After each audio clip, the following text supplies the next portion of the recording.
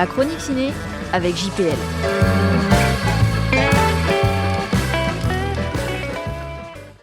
L'amour ouf, énorme.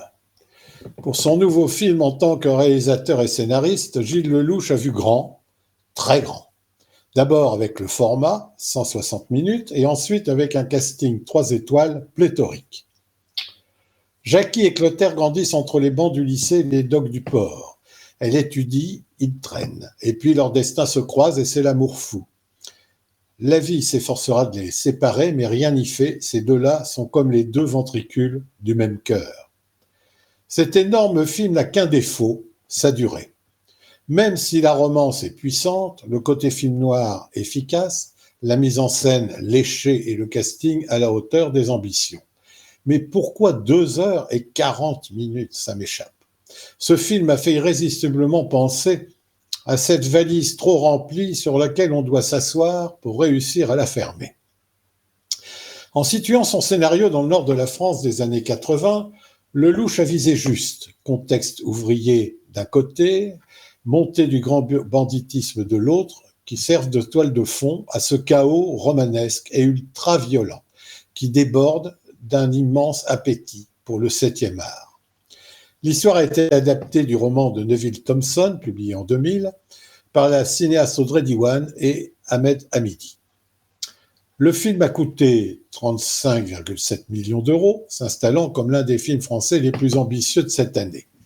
Depuis son grand bain, on savait que Philippe Lellouche était capable du meilleur. Là, il passe dans la catégorie des cinéastes ouf.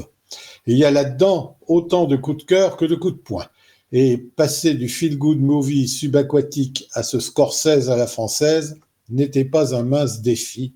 Bravo. Deux couples se partagent l'affiche. Adèle Exarchopoulos et François Civil, d'un côté, et Mallory Vanek et Malik Frika, champions du monde de hip-hop. Donc se partagent à part égale les deux périodes de l'histoire espacées de 10 ans.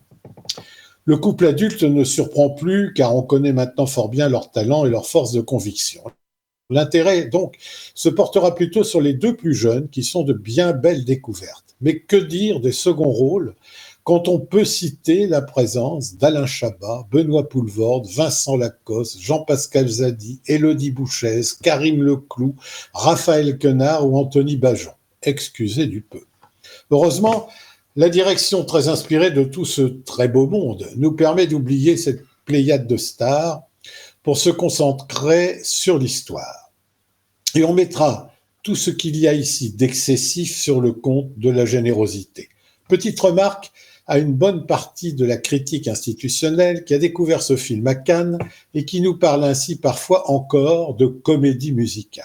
Mais une fois de plus, par manque de conscience professionnelle, ces messieurs-dames ne sont pas retournés voir le film en salle. Or, il a été allégé de presque 1 heure pour le public et en l'occurrence de toute sa partie musicale. C'est ballot, non ?